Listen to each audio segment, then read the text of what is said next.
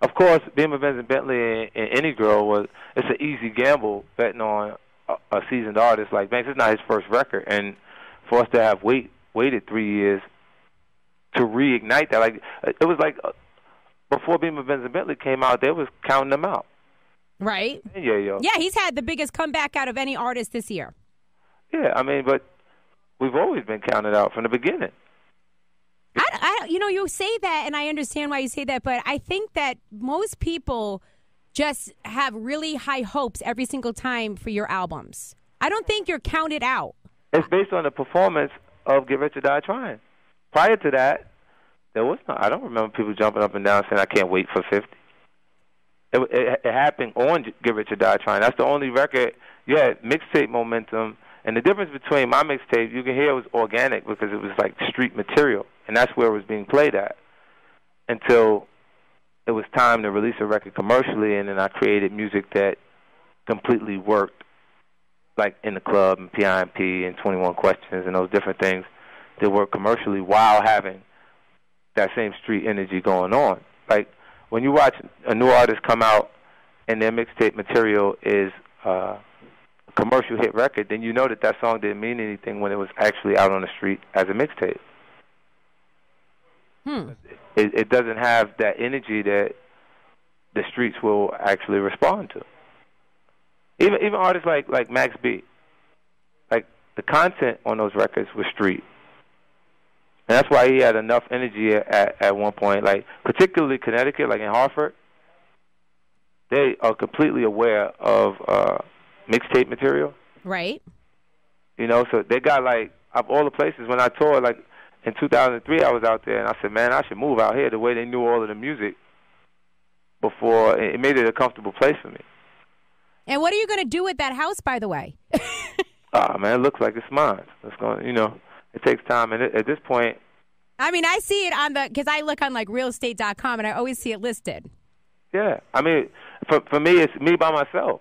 I don't have my kid. I don't have my son. I don't have his mom or anybody else around that would actually occupy or utilize all of the space. So, I'm not, I don't dislike Connecticut. I might potentially move to a smaller place in Connecticut. Okay. I mean, if I had the money, I would buy it. It's nice, ain't it? It's beautiful. Yeah. I mean, well, you've been there. You came to the parties. I've been there, and I drive by it. And my kids always want to look at it. They always drive by. Can we drive by 50s and look at his house? They think it's, I never forget, we went over there one time, the time that you donated and gave us all that stuff for the little boy Isaiah. Yeah. And we went over there and I brought my kids with me and Hove walked the kids through the house and, was showing them everything. And my youngest the whole time was like, oh my God, they have a pool in the house? Oh my God, there's a hot tub in the house, So, I mean, when you were actively living in that house, did you ever walk around and think to yourself, wow, I can't believe that I accomplished this? I mean, it was great. Like, you got to imagine, I'm coming out of my grandmother's basement into that space. Wow. And it's interesting, just people in general. I think we're all conditioned to want something we don't need. Well, it must be an unbelievable life that you're living, 50. I mean, it feels great, man. And I hope to continue success. I feel like I'm a work in progress. Well, let me tell you, over the weekend, I saw the headline, 50 says he's engaged. So I'm like, what? So I go in, and I'm looking all over the place, and it turned out to be, another hoax or farce or whatever. But I was excited. I was like, wow, he's engaged. What's happening. But, I mean, you make headlines every single day. You made headlines yesterday with the whole Soulja Boy Fabolous situation. Yeah, what's interesting? For me, Soulja Boy, I think people forget how old he is. Like, he's special. The kid had a hit record at 16. To me, I look past what his lyrical content was or, people criticized his music, and I was like, I just saw a hit record, and I saw that he actually produced it. There's obviously a talent there. And to be able to change not just his life, but his mom, his parents are under better circumstances based on that. The sisters, his cousins, everybody has Christmas based on that. So it's amazing to me. I can't understand how you can actually dislike that. And then it dawned on me when I saw Fabolous arguing with him, and I was like, I understand Baby now. Baby and Wayne's relationship. Because like Fabolous is older than me. Fabolous is 37, so he doesn't like at 17 is not. It wouldn't even be early. It feels like you waited in the environment that I came from. My friends had kids at 15 and 14, so Soulja Boy could, age-wise, could actually be Fabolous's kid. Yeah. And he's arguing with him. That's true. That's true, but But at the same time, what I'm saying to you is, like, we skip over things, like we forget. You know, it's just the imperfections of a person at different points.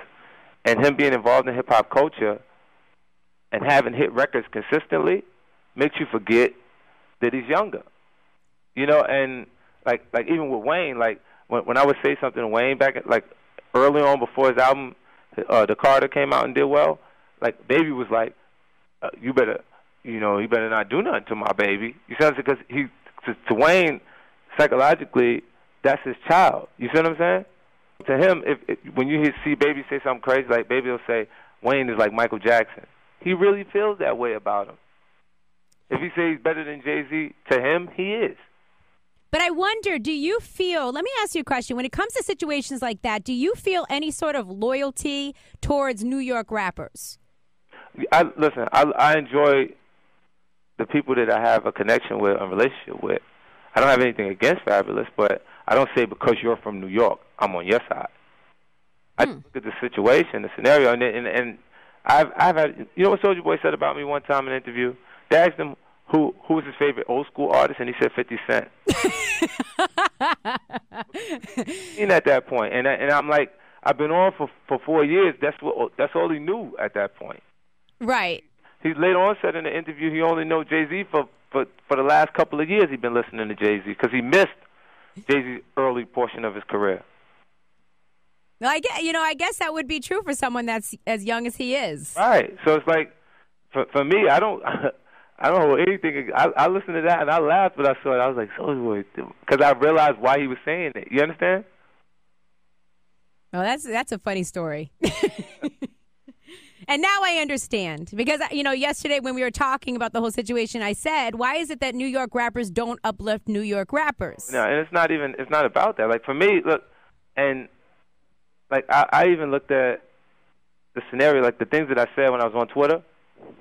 I wasn't worried about Fabolous. I know Fabolous didn't have an issue with it. It's the idiots that may be surrounding it that looks like it's an opportunity to do something or, to get off.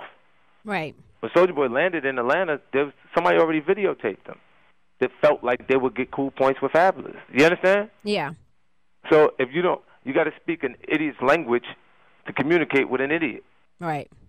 So I said it that aggressive that they would understand it and go, okay. Yeah, well, you made your point. Yeah, but Fabolous understood it. Like I got on the phone. I spoke to both of them. Well, 50, I'm glad you checked in today. What are we looking for the album release date? Well, I haven't set a date yet, but I'm working. So as soon as I'm done, they should expect this week. I go on with Swiss, and I'm supposed to meet with some of the other producers that I'm excited about. So I had to get back to you with the actual date, right? Yeah, I guess you would. All right. What's going to be the first single? I can't tell you that. I don't even know yet. Yeah, I'm scratching my head right now. You got to let me make a decision. Listen, someone said to me the other day that you at one time brought New York hip-hop back. We need you to do it again. Oh, man, this is a sure thing. This next album, and things will shift a little bit. We have very few artists. Yeah. And you're one of them. So pressure's on you, babe. Show up. We're looking forward to it. All right.